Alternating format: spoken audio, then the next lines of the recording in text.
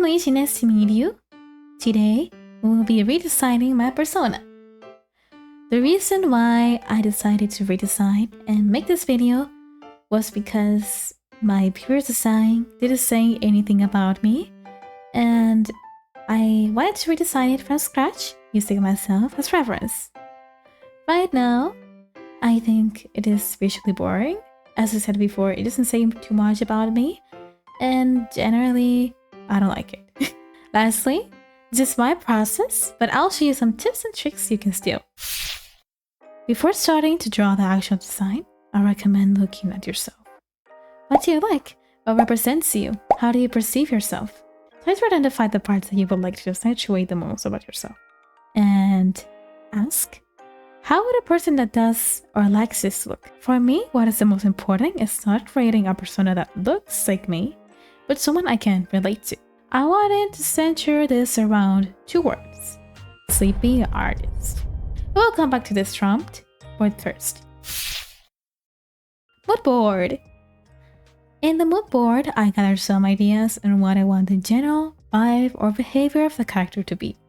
For this, I look for such a style and aesthetic. I recommend keeping in mind the initial idea you had for your character and incorporating an aesthetic to it. Make sure the clothes and accessories reflect the behavior of your character and aren't just there to look stylish. For this, looking at your personal wardrobe and what you wear daily might help. Generally, I wanted the vibe of my character to be laid back, cool and relaxed, but also cute. While doing my mood board, I also pay attention to certain details I like about what I see.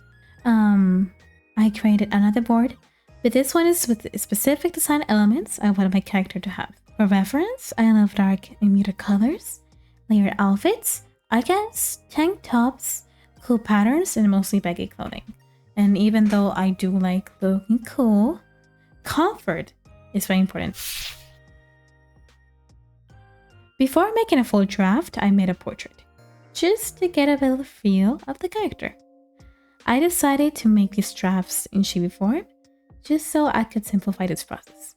I made use of this lasso tool. It helps to make big shapes and gets the job done quicker. The purpose of making drafts is exploring different design elements and if the idea of your head works. You can see I'm experimenting with different design elements and each one gives a different vibe. For example, the TV on my right looks a lot more stylish, like cooler. The middle one is, I guess, a little more friendly, chill looking.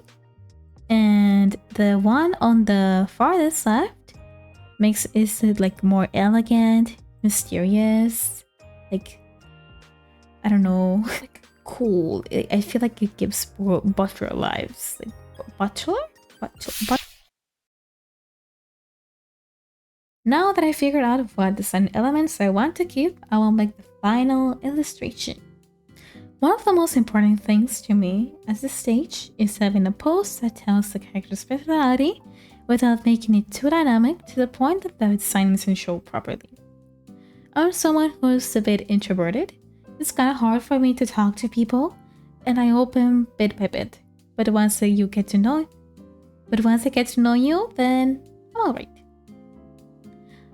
So the main illustration has a semi-closed body language, which communicates someone's reserved, but not completely closed off. One of the main elements I wanted to incorporate, or the element I wanted to incorporate the most in the design, was a big, slouchy jacket. I think it sells the whole comfy look, gives it a great silhouette, and also means I wouldn't have to draw hands sometimes. So most of the clothing I chose were from clothing I would use in real life, and I also just wanted to make her look like she's casually going out. I'm planning on making more homey outfits in the future, as I'm not someone who goes on a lot, but I really didn't want to draw her in pajamas. So I was planning on making a normal reference sheet, like the ones here. But then I saw these and I wanted to recreate something like this. I think it's a more dynamic and casual reference sheet that I normally do, and I thought it would look very cool. So here you can see me drawing expressions and the pose of the character.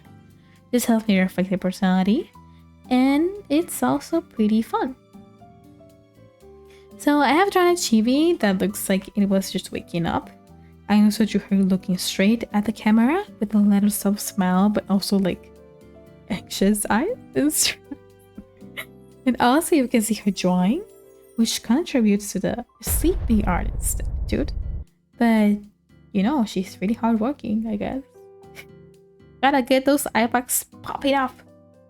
Oh, I forgot to mention, I like bread a lot, and it represents me. I wanted to keep the baguette real bad on this design, so she has one in her back.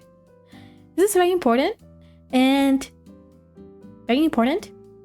Also, many details like these make the character feel more like me.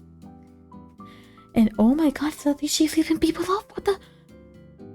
Now let's talk about colors. I went with muted and dark colors, as this aligns with the character's reserved and calm personality. They aren't meant to make your eye hurty. For the stage, I recommend picking one main color, one secondary color, and an accent. You can pick more, of course. You just need to know how to manage them. I picked different shades of purple, gray, and satin yellow accents. I use fewer colors to make it look more cohesive. I won't get into color theory, but since purple and yellow are complementary colors, meaning they are on the other side of the color palette, or each other, they make great contrast. Colors can really break or make a design.